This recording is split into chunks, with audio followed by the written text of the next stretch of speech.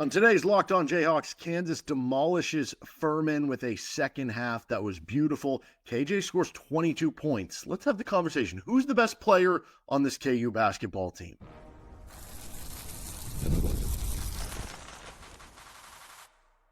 You are Locked On Jayhawks, your daily podcast on the Kansas Jayhawks. Part of the Locked On Podcast Network, your team every day. Johnson. You can find me on Twitter at DJohnsonRadio, at Derek Johnson on Blue Sky. And thanks for making Locked On Jayhawks your first listen every day. We're free and available anywhere you get your podcasts. You can also find us on our YouTube page where you can like and subscribe to the show. We had our KU football Baylor recap as well. Check that out. And on this edition of Locked On Jayhawks, we are breaking down KU Furman with a great second half for KU basketball. A little conversation because I think there's a real conversation right now to be had.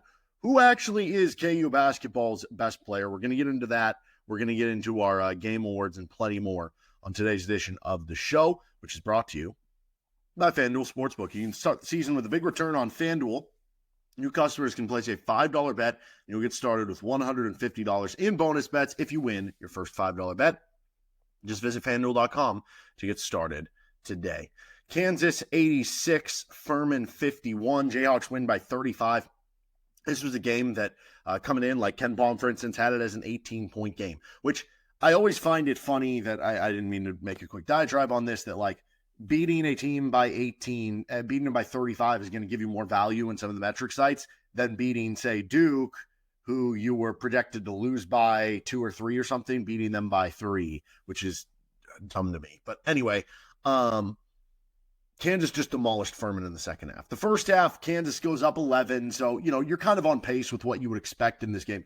Second half was just everything clicking for KU. Furman could not make their open looks, but also KU did a really good job defensively, and Kansas outscored them 47-23 in a second half onslaught. 86-51 the final score. Just domination by KU all the way through, in a game that you ended up not having to sweat. The first half was kind of about a clash of styles, I would say. Like, Kansas didn't make a 3 in the first half. Furman's making 6 or 7 threes in the first, or 6 threes in the first half, and Kansas is dominating on the inside.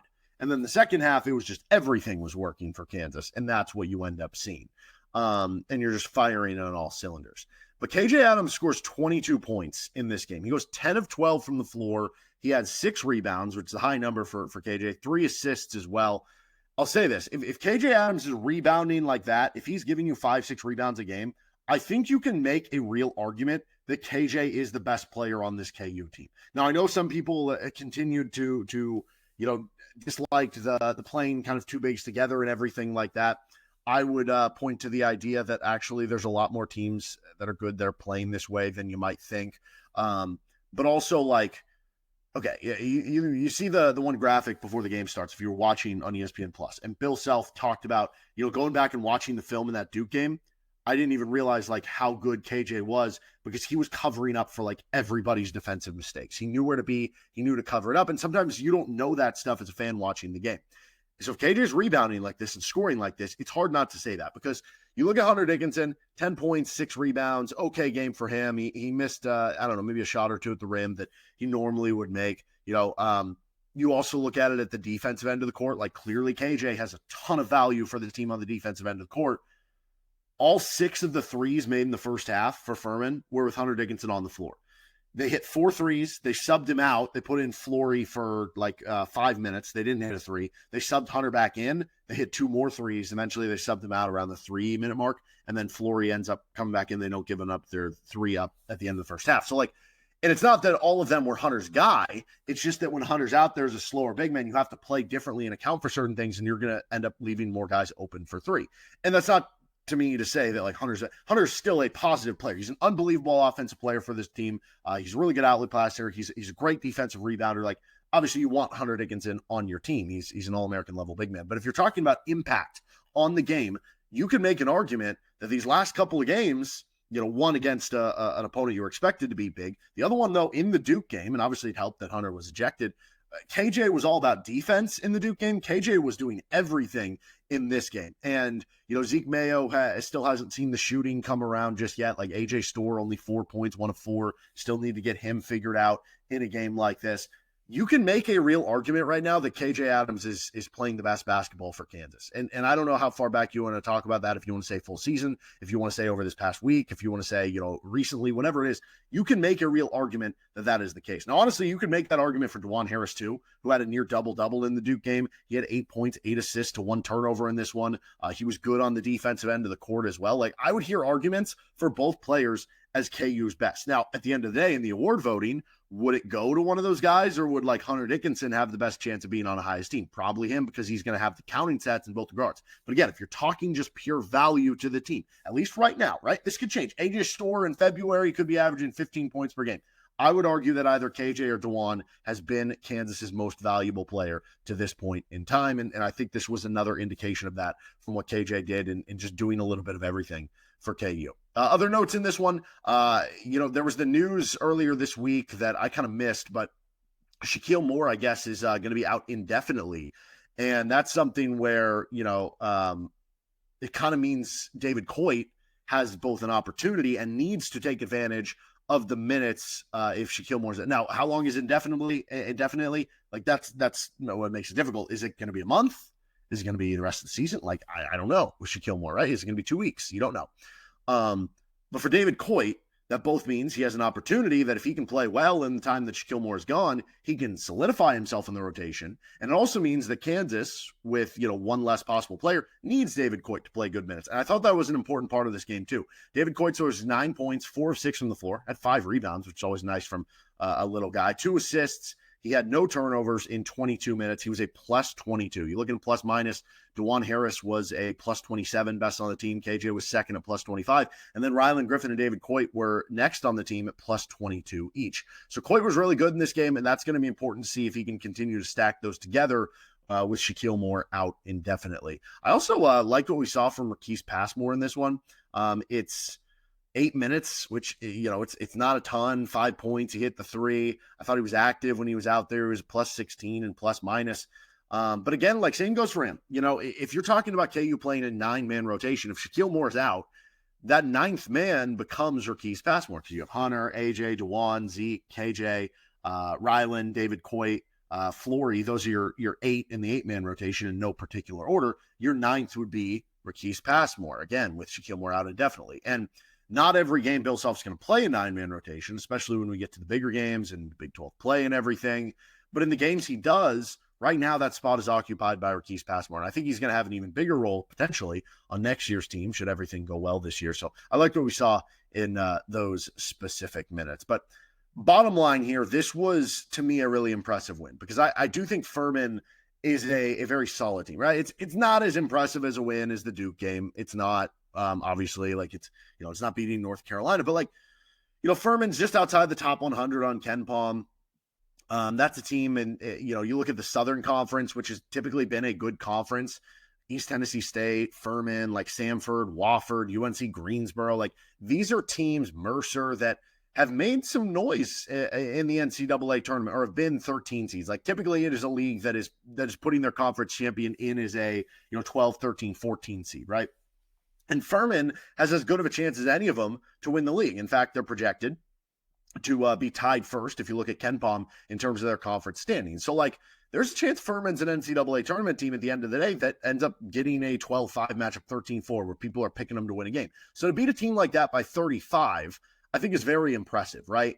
And I think it's also impressive from a standpoint of this could have easily been a letdown game for KU. You're coming off that big Duke win. You're coming off a trip to Vegas. And I don't know how much the guys got to go out and everything like that, but still, right? You're coming off apparently there were some plane troubles or something like from Vegas. Thanksgiving break just happened. Like it would be very easy to have kind of a look ahead game, not play your best. You slug through it and you end up having to, you're up 4 at the under 8 timeout and you have to hit a 11-2 run in the final 8 minutes at one point to kind of pull away. Like that could have very easily happened, but it didn't. Kansas just dominated the game. And so while we go back to, and we look at, say, the Duke game, we look at the North Carolina game, we look at the Michigan State game. I guess Michigan State beat Duke in Maui, right? So I guess Michigan State becomes a more impressive win than Carolina. But anyway, you look at those wins, and those represent the ceiling for Kansas, right?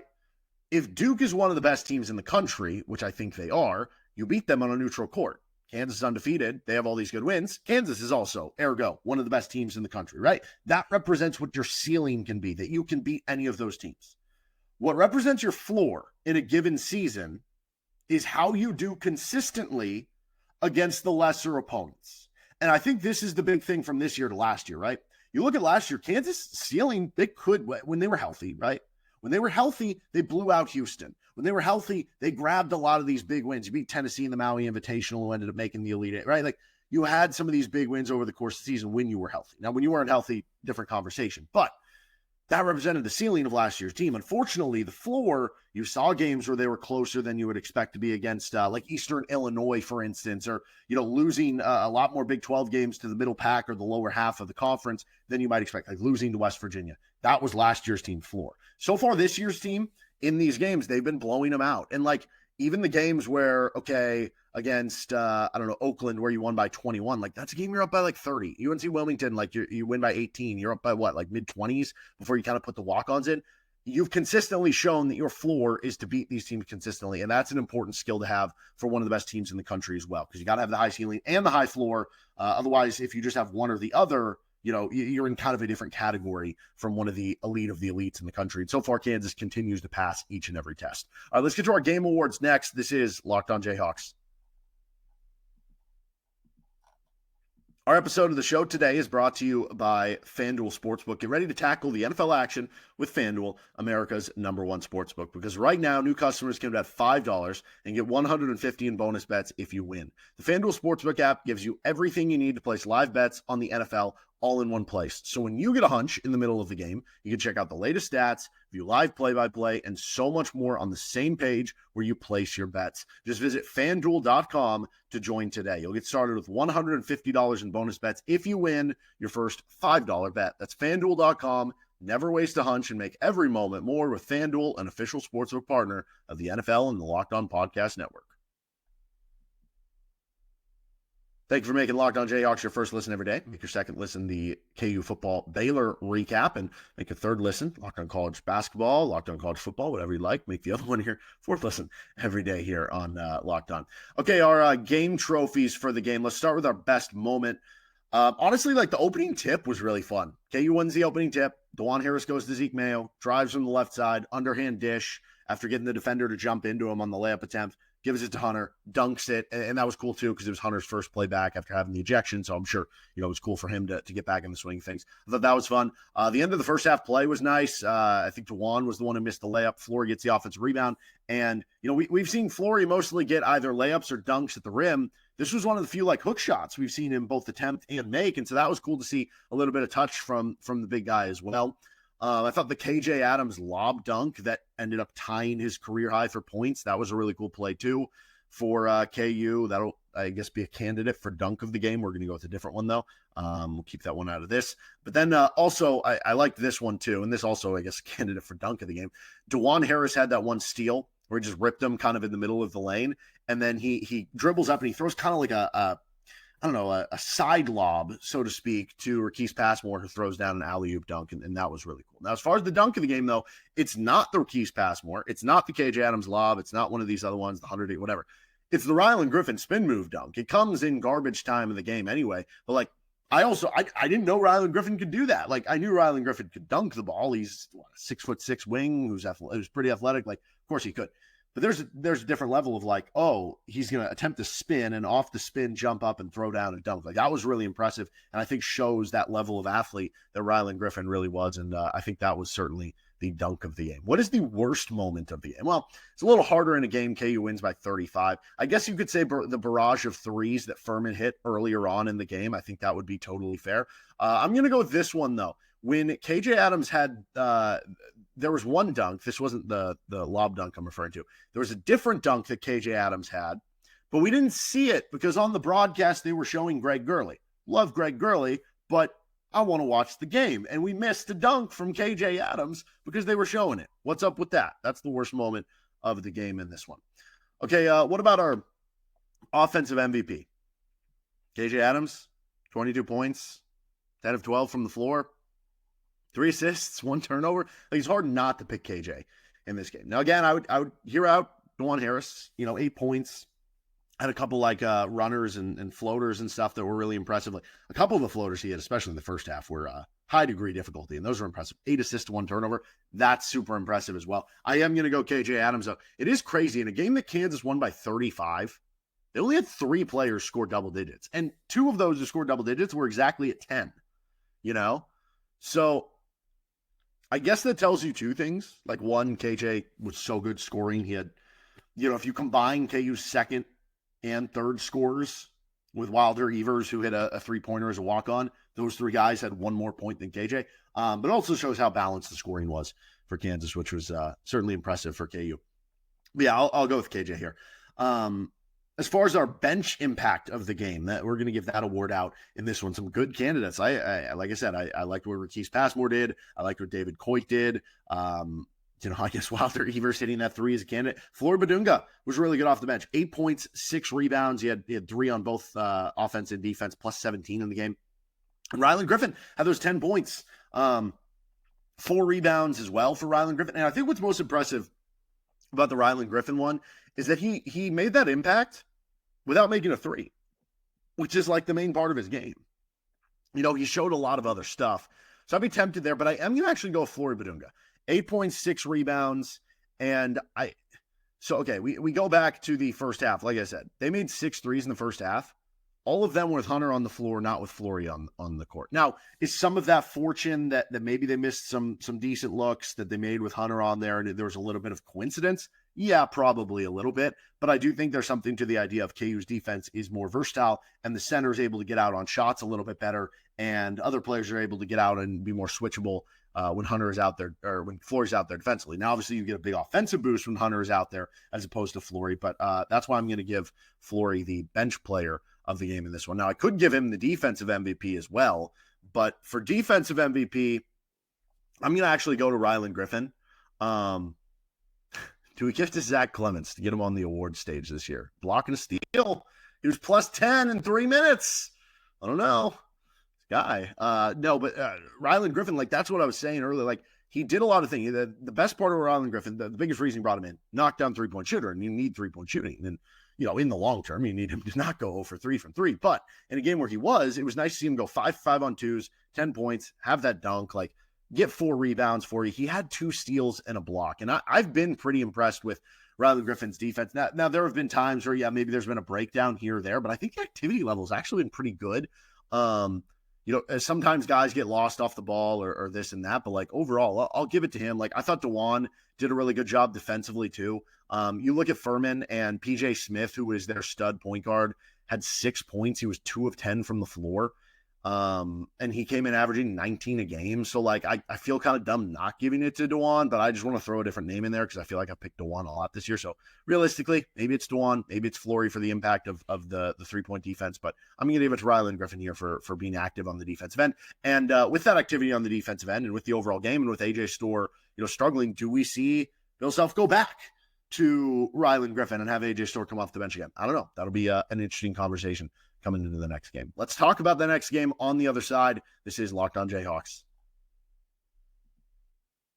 This episode of the show is brought to you by Game Time, which is a new feature called Game Time Picks that makes getting tickets to see your favorite teams play live even easier. Game Time Picks filters out the fluff to show you only incredible deals on great seats, so you don't have to waste time searching through thousands of tickets. You get seat views in the app where you can get a panoramic view from your seat in the app before you even buy them, so you know exactly what you're getting into. And with the lowest price guarantee, Game Time will credit you 110% of the difference. Take the guesswork out of buying tickets with Game Time Picks. Download the Game Time app, create an account, and use code LOCKEDONCollege for $20 off your first purchase. Terms apply. Again, create an account and redeem code LOCKEDONCollege. LOCKEDONCOLLEGE for $20 off.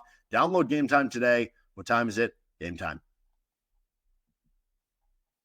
Thank you for joining us on Locked On Jayhawks. Again, check out our KU Baylor recap as well if you want to wallow in pity a little bit. But we also talked a little bit about some offseason stuff in that one. What's next, meanwhile, for KU basketball? That would be on the road against the Creighton Blue Jays. And then after that, they'll be on the road against the Missouri Tigers. And it'll be a Wednesday game at Creighton, then Sunday against Missouri, so 2-game week.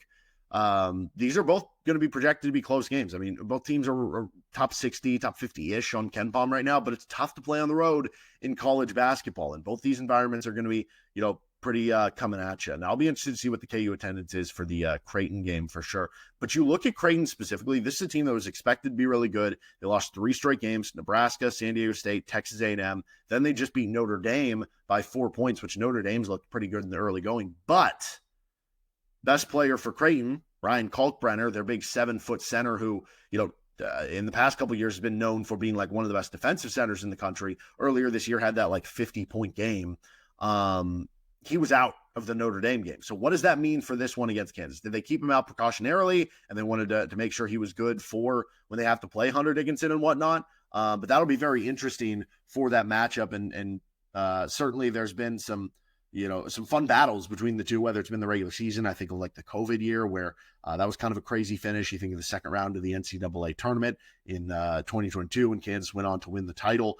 There's been some, and that one, Ryan Kalkbrenner didn't go either. So that would be interesting if he can't go or he can. But either way, it'll be a tough game. The next 2 for KU, because again, playing on the road in college basketball is very hard. And KU's had to play in a couple of neutral court environments. They haven't had to play on the road yet this year. And that's something that you have to be able to do if you want to be a successful team and have a successful season, is win a good amount of these road games. That's what the best Bill Self teams have done. So good opportunity to do some of that this week against Creighton and Missouri.